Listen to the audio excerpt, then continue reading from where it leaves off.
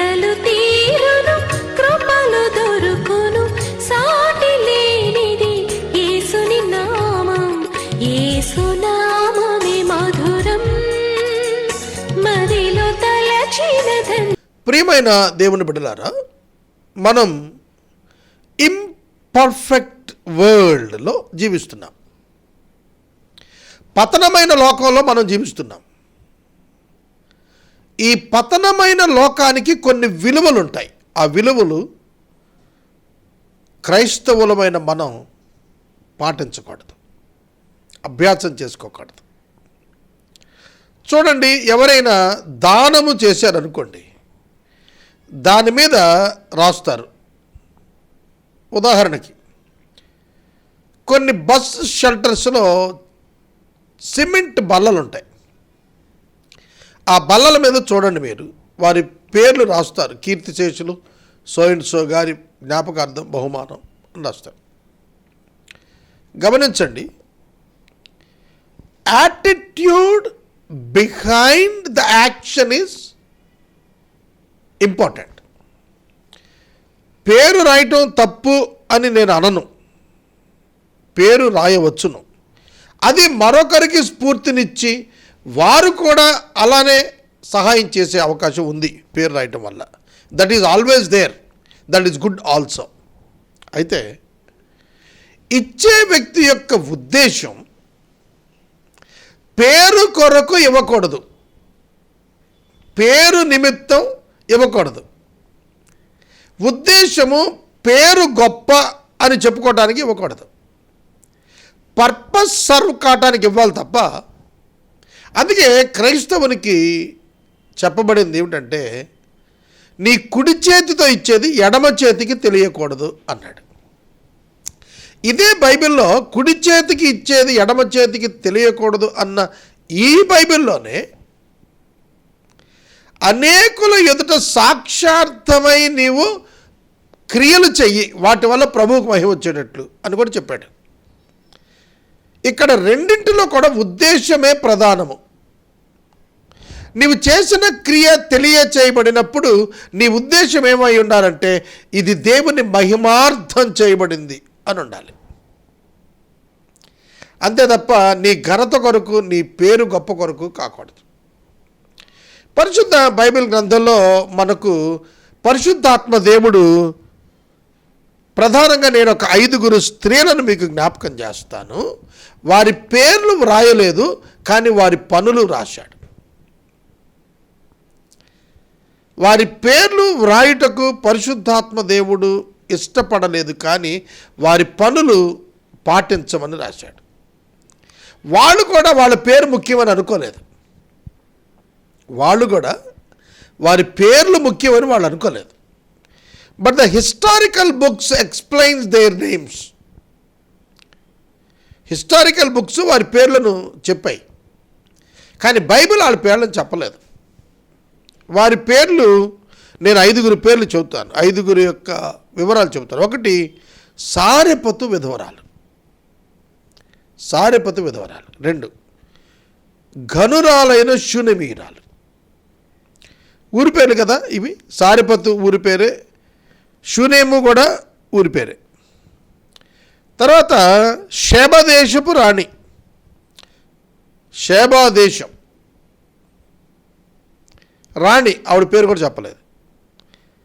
తర్వాత నయమాను ఇంట చిన్నది, సిరియాలో నయమాను ఇంట చిన్నది. ఆఖరిగా ప్రవక్త శిష్యుని భార్య ఎలీషా దగ్గరకు వచ్చి మొరపెట్టుకుంది. ఈ 5 గురించి నేను మీతో మాట్లాడుతున్నాను. నా సందేశం ఏమిటంటే, your name is not important, your work is important, your testimony is important, your actions are important, your life is important. నీ యాటిట్యూడ్, నీకు పేరు ప్రతిష్ట ఘనత రావాలని ఎన్నడూ నువ్వు ఏ పని చేయకూడదు. దేవునికి మహిమ రావాలని చేయాలి. ఆటోమేటిక్గా దేవునికి మహిమ వచ్చినప్పుడు నీకు పేరు ప్రఖ్యాతలు వచ్చేస్తాయి. నన్ను ఘనపరుచు వారిని నేను ఘనపరుస్తాను అని ప్రభు 91వ సంకీర్తనలో చెప్పారు, నీవు దేవుని ఘనపరిస్తే నీకు తప్పక ఘనత దేవుడిస్తాడు. నేను దేవుని ఘనపరిచాను యేసే పరిష్కారం ద్వారా, దేవుడు నన్ను కూడా ఘనపరిచాడు.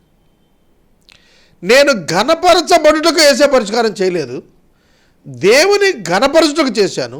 కాబట్టి నేను కూడా ఘనతను దేవుని చేతే అనుగ్రహించబడి పొందాను. కాబట్టి విశ్వాసి పేరు గాంచుతాడు. సారెపతు విధవరాలు పేరు రాయబడి ఉండకపోవచ్చు, కానీ సారెపతు విధవరాలు అంటే తెలియని వాడు ఎవడున్నాడు. మనం పరలోకానికి వెళితే ఆవిడ చూడటానికి ఇష్టపడతాం.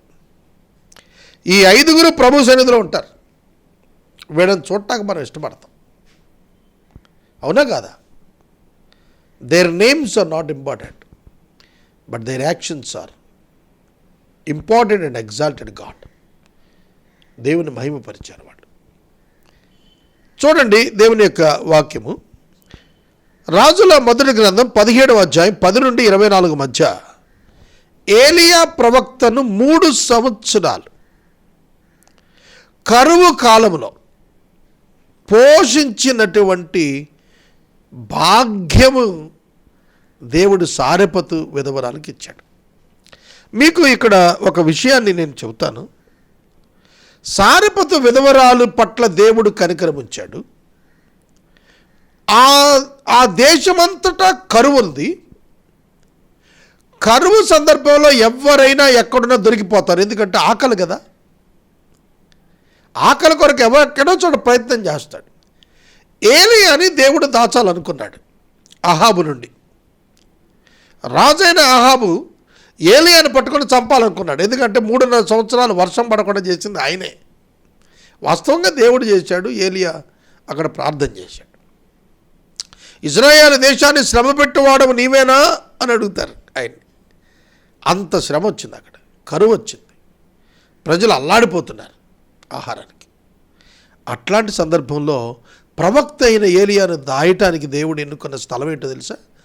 విధవరాలు ఇల్లు. రాజుల ఇంటే ఆహారం లేదండి, విధవరాలు ఇంటే ఆహారం ఉంటుందని ఎవడనుకుంటాడు? వచ్చి చెక్ చేస్తే మీరు జాగ్రత్తగానండి, ఈ యొక్క సైనికులు ఎవరైనా వచ్చి చెక్ చేస్తే ఆహారం ఉంటుందా అక్కడ? దేవుడు ఆ ఇంటిని ఎలా ఆశీర్వదించాడు, అద్భుతం. నేను సారెపతులో ఒక విధవరాలకు ఆజ్ఞాపించాను పోషించడానికి, ఏలియా అక్కడికి వెళ్ళి అన్నాడు.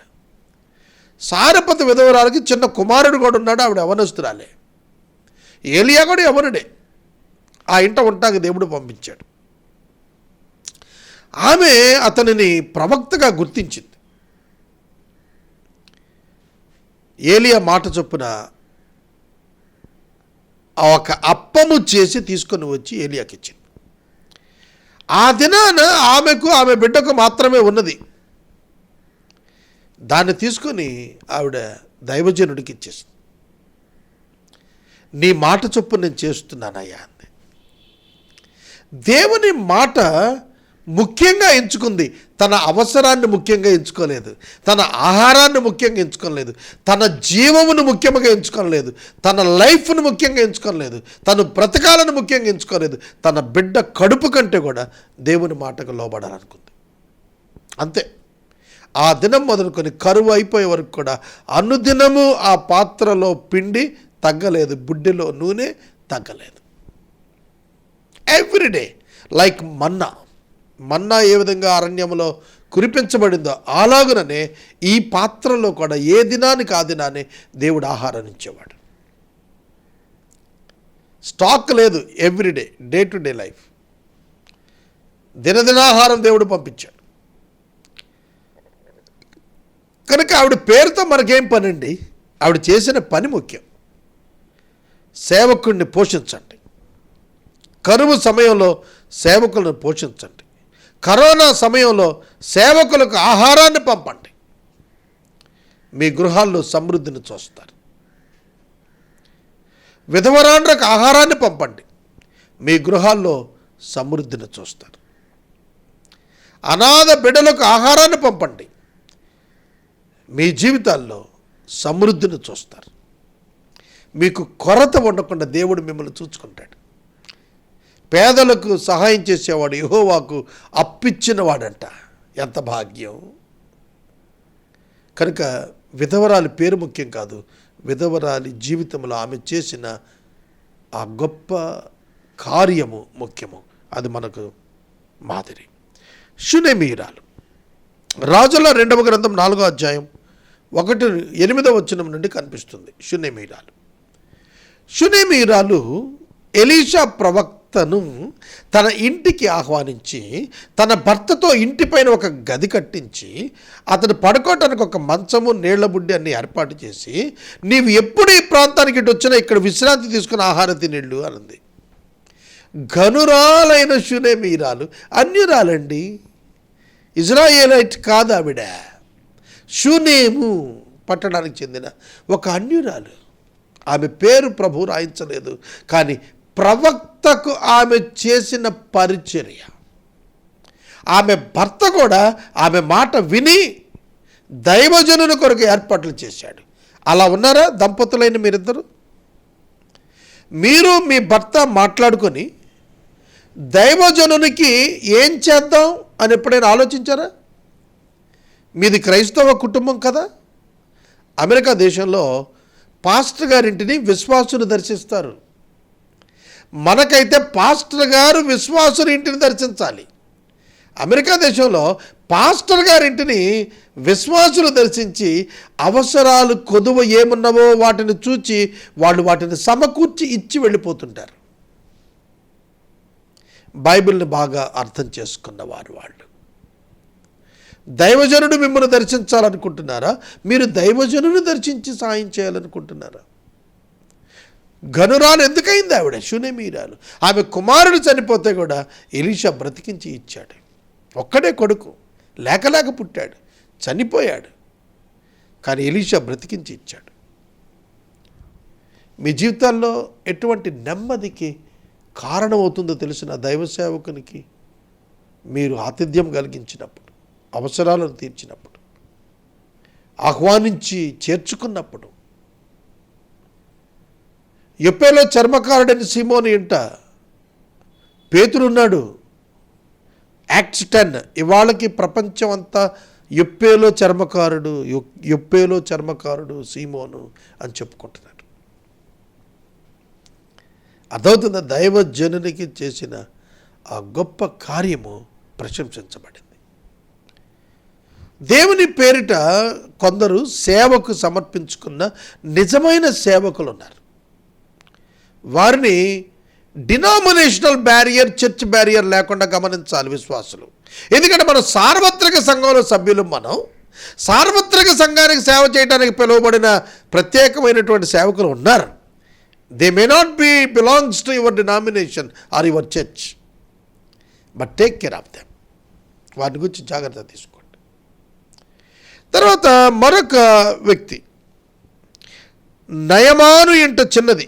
రాజుల 2వ గ్రంథము 5వ అధ్యాయం 1-4 వచనాలు. నయమాను ఇంట చిన్నది మనం చూసినప్పుడు పేరు ఆమెది రాయబడలేదు, కానీ ఆ చిన్నది తనకు కీడు చేసినటువంటి నయమాను ఎలా కీడు చేశాడో తెలుసా? చెరగొని తీసుకొచ్చాడు. ఇజ్రాయేలులో కుటుంబంలో ఉండేటువంటి ఆమెను తల్లిదండ్రుల నుంచి, బాల్యం నుంచి, ఆ స్నేహితుల నుంచి, తన స్వస్థలము నుంచి చెరపట్టి వేరు చేసి ఆ చిన్నదాన్ని తీసుకొచ్చాడు. ఆ పాప ఎంత కోపగించుకోవాలి? పైగా వాడు కుష్టి వ్యాధి కలిగిన వాడు. ఇజ్రాయేల్లో కుష్టి వ్యాధి కలిగిన ఊరు బయట పెడతారు. ఇప్పుడు ఆయన ఇంట్లో ఈవిడ ఉండాల్సి వచ్చింది. ఒక జూయిష్ గర్ల్గా ఎంత అసహ్యం. అయినా సరే అతన్ని ప్రేమించింది. That is agape love. తనను తన బాల్యం నుండి, తన స్నేహితుల నుండి, తన కుటుంబం నుండి, తన స్వస్థలం నుండి, దేవుని వాగ్దాన భూమి నుండి వేరు చేసి చెరలో పెట్టుకొని ఇంటిలో సర్వెంట్ మేడ్గా పెట్టుకొని పనిచేయించుకుంటున్న వాడిని ప్రేమించింది, ద్వేషించలేదు. అతడు స్వస్థత పొందవలనని ఇజ్రాయేలులో దేవుని యొద్ద అతడు ఉండాలని నేను కోరుతున్నానని చెప్పి పంపించింది. What a great character it is. ఎటువంటి చిన్న బిడ్డ ఎటువంటి గొప్ప మనసు కలిగి ఉందో ఒకసారి ఆలోచించండి. మనం ఏ స్టేటస్లో ఉన్నామనేది ముఖ్యం కాదు. ఒక పనమ్మాయి అండి, నయమాను భార్య దగ్గర పరిచారం చేసే ఒక సర్వెంట్ మెయిడ్, ఆవిడ ఆర్థిక స్థితి ఎంత ఉంటుంది, కానీ ఆర్థిక స్థితి చేయలేని ఆధ్యాత్మిక స్థితి చేత చేసింది ఆవిడ.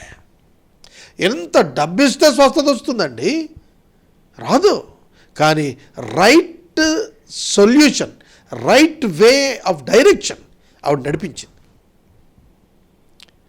ఆమె మాట ఎంత గొప్పగా పాటించబడిందంటే రాజ్యాలు కదిలిపోయాయి ఆ చిన్నదాని మాటకి. Such a great integrated person. కాబట్టి ఆ చిన్నది వయసులు ముఖ్యం కాదు, అక్కడ చెరగొని వచ్చింది దాసి అది ముఖ్యం కాదు, పనమ్మాయి ముఖ్యం కాదు. అక్కడ ఏమిటి ముఖ్యం? దేవుణ్ణి ఎరిగిన బిడ్డ అది ముఖ్యం. దేవుడు ఇశ్రాయేల్లో ఉన్నాడని తెలిసిన బిడ్డ అది ముఖ్యం. నీకేమి లేవో అది ముఖ్యం కాదు, నువ్వెవరిని కలుగున్నావో అది నీకు ముఖ్యం. అది నీకు అర్థమైందా? అయ్యో నేనున్న కండిషన్స్ బాగాలేదండి, నా స్టేటస్ బాగాలేదండి, నా డబ్బులు బాగాలేదండి, నా ఆరోగ్యం బాగాలేదండి, నేను చాలా దయనీయంగా ఉన్నానండి అని ఎంతోమంది చెబుతున్నారు. Leave all those things. ఎవరిని కలుగున్నావో మర్చిపోయావా? వెండి బంగారములు మా యొద్ద లేవు, నీకు ఇచ్చినట్లుగా యేసు నామం ఉంది, దాని మీద లెగిచ్చి నడచమన్నారు. Acts 3rd chapter. పేతురు భక్తుడు రాస్తాడు, బంగారము కంటే మరి శ్రేష్టమైన మీ విశ్వాసము పరీక్షలకు నిలిచినదై ఉండాలి అని చెప్పాడు. బంగారం కంటే శ్రేష్టమైందట విశ్వాసం. తెలుసా మీకు? బంగారం కాసు 50,000 అయిపోయింది కదా, అంతకంటే శ్రేష్టమైంది విశ్వాసం అని వాక్యంలో చెబుతున్నాడు. వెండి బంగారాల కంటే శ్రేష్టమైంది యేసు నామం అని చెబుతున్నాడు. అర్థమవుతుందా? కాబట్టి నువ్వు ఎంత గొప్పవాడువో యేసుక్రీస్తునందు నువ్వు మొదట గుర్తెరిగితే నీ జీవితంలో పేరు కొరకు వెంపర్లాడవు, వంకలు చెప్పవు, సాకులు చెప్పవు. 4వ మహిళ షేబదేశపు రాణి. షేబదేశపు రాణి గురించి 2 దినవృత్తాంతాలు 9వ అధ్యాయం 1-12 వచనం ఉంది. సొలొమోను జ్ఞానాన్ని గురించి వింది, యెరూషలేముకి వచ్చింది, చాలా దూరం నుండి ప్రయాణం చేసింది, ఆమె చాలా గిఫ్ట్స్ తీసుకొచ్చింది. అక్కడికి వచ్చిన తర్వాత ఆమె తన అవగాహన మార్చుకుంది. సొలొమోను గొప్పవాడు ఓకే, కానీ సొలొమోను యొక్క దేవుడు ఇంకా గొప్పవాడు. సొలొమోను సేవకులు భాగ్యవంతులు. ఎందుకు? సొలొమోను బట్టా? కాదండి, సొలొమోను దేవుని బట్టి. అందుకనే she trusted God, then he went back. దేవుని నమ్ముకొని వెనక్కి వెళ్ళింది ఆవిడ. కనుక తాను ఎంతో గొప్ప బహుమానాలు తెచ్చుండొచ్చు, పట్టుకెళ్ళి ఉండొచ్చు, కానీ అంతకంటే విలువైన దేవుని నామాన్ని పట్టుకెళ్ళింది కదా. యేసుక్రీస్తు ప్రభు తన నోటి వెంబడి షేబాదేశపు రాణి మీ మీద నేరస్థాపన చేస్తుందయ్యా, తీర్పులో లేచని చెప్పారు. యేసయ్య ఆవిడ పేరు పలికాడండి. ఎంత ధన్యత! జకయా త్వరగా దిగుము, జకయా త్వరగా దిగుము. ప్రభు నోట పేరు పలకబట్ట ఎంత అదృష్టం, ఎంత దీవెన. షేబాదేశపు రాణి విశ్వాసురాలైపోయింది. యెరూషలేముకి వచ్చింది, ఆరాధన చేసింది, దేవుణ్ణి ఎరిగింది. సొలొమోను గొప్పతనం గురించి విని ఆ గొప్పతనానికి కారణమైన దేవుని గురించి తెలుసుకోగలిగింది. కానీ your name is not important, your life is important. 5వ మహిళ రాజుల 2వ గ్రంథం 4వ అధ్యాయం 1-7 వచనాల మధ్యలో ప్రవక్తల శిష్యుని భార్య విధవరాలు. ఈమె పేరు కూడా పరిశుద్ధాత్మ దేవుడు రాయలేదు, కానీ ఆమె ఎలీషా ప్రవక్త దగ్గరకు వచ్చి ప్రార్థన చేసుకుంది, విజ్ఞాపన చేసుకుంది. అయ్యా, నా భర్త దేవుని పట్ల భక్తి కలిగిన వాడు, భయం కలిగిన వాడు అని చెప్పలేదు ఆవిడ. భక్తి కలిగిన వాడు, అప్పులు చేశాడు. అప్పుల వాళ్ళు ఇప్పుడు అతను చనిపోయాడు, అప్పులు చేసి అప్పుల వాళ్ళు ఇప్పుడు వచ్చి నాకు 2 మగపిల్లలు ఉన్నారు, వాళ్ళని తీసుకెళ్ళిపోతాను అంటున్నారు. నేనేం చేయాలని చెప్పి ఏడుస్తుంది. అప్పుడు ఎలీషా ఆవిడని అడిగాడు, నీ ఇంట్లో ఏముంది అని. నీ ఇంట్లో ఏముందో అది తీసుకురమ్మన్నాడు. ఓ పాత్ర, నూనె పాత్ర ఉందా, ఇంకేం లేదా అంది. ఓకే, నీ ఇంట్లో ఉన్నటువంటి ఖాళీ పాత్రలన్నీ తెచ్చుకో. నింపేశాడు, వాటిని నూనెతో నింపాడు ప్రభు. ఆ తర్వాత ఎరువు తెచ్చుకోమన్నాడు, అవి కూడా నింపేశాడు. ఇంకా పాత్రలు లేవు బాబు అని చెప్పిన తర్వాత ఆ నూనె ధార ఆగిపోయింది. అప్పుడు ఎలీషా అన్నాడు, ఇది అమ్మి మొదట అప్పులు తీర్చు, ఆ తర్వాత మిగిలిన దాంతో నువ్వు నీ బిడ్డలు జీవించండి అన్నాడు. అప్పు తీర్చాలి మొదట. చాలామందికి డబ్బు వచ్చిన తర్వాత అప్పు తీర్చరు. చాలామంది డబ్బు వచ్చిన తర్వాత అప్పు తీర్చరు. చాలా సందర్భాల్లో నన్ను నేను గద్దించుకున్నవి కూడా ఉన్నాయి. హ్యూమన్ హార్ట్, మానవ హృదయం, డబ్బుకి హృదయానికి లింక్. అప్పులు తీర్చిన వాడు నీతిమంతుడు కాదు. అప్పు చేసిన వాడు అప్పు తీర్చాలి, అప్పుడే అతడు నీతిమంతుడు. అప్పు ఎగ్గొట్టువాడు నీతిమంతుడు కాడు. క్రైస్తవుడు అప్పులు ఉండకూడదు. ఒకవేళ అప్పు చేస్తే తీర్చాలి, ఎగ్గొట్టకూడదు. చాలామంది ఉద్యోగులు అప్పులు తీసుకుని షూరిటీ సంతకాలు పెట్టుకుని ఎగ్గొట్టేశారు. పాపం ప్రేమతో షూరిటీ సంతకం పెట్టిన వాళ్ళు ఆ అప్పులు తీర్చాల్సి వచ్చి దుఃఖపడుతున్న వాళ్ళు అన్నారు. క్రైస్తవులు అట్లా ఉండబాకండి. అప్పు చేశారా, తీర్చండి. ఎవరికి ఏమి అచ్చి ఉండవద్దు. నువ్వు సమాధిలోకి వెళ్ళే లోపల నీకు అప్పు లేకుండా చూసుకో. Be careful. ఇది చాలా ప్రాముఖ్యమైనది. మొదట అప్పులను తీర్చు, ఆ తర్వాతే నీవు మిగిలిన దాన్ని పెట్టి నీ పిల్లలు నువ్వు బతకండి అని అన్నాడు. ఏమిటి ఇక్కడ నేర్చుకుంది? She came to a right person. ఎందుకంటే విశ్వాసం ఉంది ఆమెకు. నా బిడ్డల్ని నా భర్త అప్పులు కబళిస్తున్నాయి అన్నప్పుడు సొల్యూషన్ ఎక్కడ దొరుకుతుందో తెలుసుకుంది, అక్కడికే వెళ్ళింది, ప్రార్థన చేసుకుంది. మీరు కూడా సొల్యూషన్ దేవుని దగ్గర దొరుకుతుందని రావాలి. నయమాన్ అంటే చిన్నది చెప్పింది. నయమానికి సొల్యూషన్ మెడిసిన్స్లో రాదు, మారు మనసులో వస్తుంది, విశ్వాసంలో వస్తుంది. తేల్చి చెప్పింది. అర్థమవుతుందా? కనుక ఇక్కడ నీ సమస్యలకు పరిష్కారం విశ్వాసం ఉంచడం వల్ల వస్తుంది. ఎలీషా దగ్గరకు వచ్చిందంటే ఏంటి అర్థం? She believed in God, she trusted God and she came to the servant of God. దేవుని దగ్గరికి వచ్చింది ఆవిడ. వచ్చి తన సమస్య చెప్పుకుంది, తన అశక్తతను వివరించింది. నువ్వు కూడా దేవుని దగ్గర నీ సమస్యలు చెప్పుకోవటం మానకూడదు. విసుగక నిత్యము ప్రార్థన చేయమన్నాడు. ఒక విధవరాలు ఏ విధంగా తనకు న్యాయం జరిగే వరకు విసుగక గోజాడుతూ వచ్చిందో, అన్యాయపు న్యాయాధిపతి సైతం న్యాయం చేశాడే, అంతగా గోజాడిందే.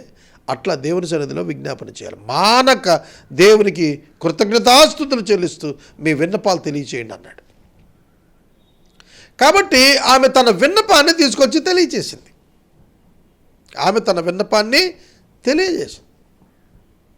ఇక ఆ తర్వాత బాధ్యత దేవుడిది.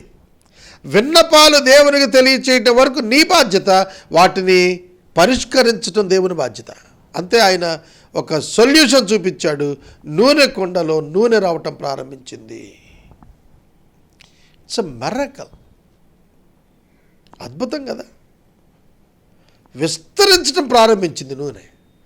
ఎప్పుడు ఆగిపోయిందో తెలిసిన అరువు తెచ్చుకున్న పాత్రలన్నీ కూడా అయిపోయిన తర్వాత ఆగింది. ఇక ఖాళీ పాత్రలు లేవు. ఆ ప్రాంతం అంతట్లో ఉన్నాయని తెచ్చేశారు. ఎందుకంటే ఆ నూనె చాలా విలువైంది. ఆ నూనె అమ్ముకుంటే వచ్చే డబ్బుతో అప్పులు పోతాయి, ఇంకా మిగిలిపోతుంది బతకటానికి. అది దేవుడిచ్చే సొల్యూషన్ ఎప్పుడు కూడా సమృద్ధితో ఉంటుంది. గుర్తుపెట్టుకోండి, సమృద్ధితో ఉంటుంది. యేసుప్రభు 5,000 మంది పురుషులకు ఆహారం పెట్టినప్పుడు 12 గంపలు మిగిలిపోయాయి. సమృద్ధి ఉంటుంది ఆయన దగ్గర. ఆయన శక్తి అపారమైనటువంటిది. కనుక ఆమెకు దేవుడు పరిష్కారం చూపించాడు. 11:6 హెబ్రీ, దేవుని యొద్దకు వచ్చువాడు ఆయన ఉన్నాడనియు తప్పక దయచేయువాడనియు నమ్మవలను కదా. That is faith. విశ్వాసంతో మీరు దేవుని యొద్దకు వచ్చినప్పుడు ఆయన తప్పక దయచేస్తాడని నమ్మాలి. But you must wait. నువ్వు ఎదురు చూడాలి. ఇజ్రాయేల్ జనాంగం 400 సంవత్సరాలు మొరపెట్టి ఎదురు చూశారు. In his right time God sent Moses to deliver them from Egypt. Long time ఎదురు చూశారు ప్రార్థనలో వాళ్ళు. ఓకే, నేను ముగిస్తున్నాను. 5 పేర్లు చెప్పాను. సారెపతు విధవరాలు, షునేమియురాలు, నయమాను ఇంటి చిన్నది, శేబదేశపు రాణి, ప్రవక్త శిష్యుడైనటువంటి భార్య. వీళ్ళ 5 పేర్లు రాయబడలేదు, కానీ వారు దేవుని గురించి ఇచ్చిన సాక్ష్యము, దేవుని కొరకు చేసిన కార్యము వ్రాయబడింది. నీ పేరు ముఖ్యం కాదు, నీ క్రియ ముఖ్యము. అది శ్లాఘించబడుతుంది, ప్రతిఫలం ఇవ్వబడుతుంది.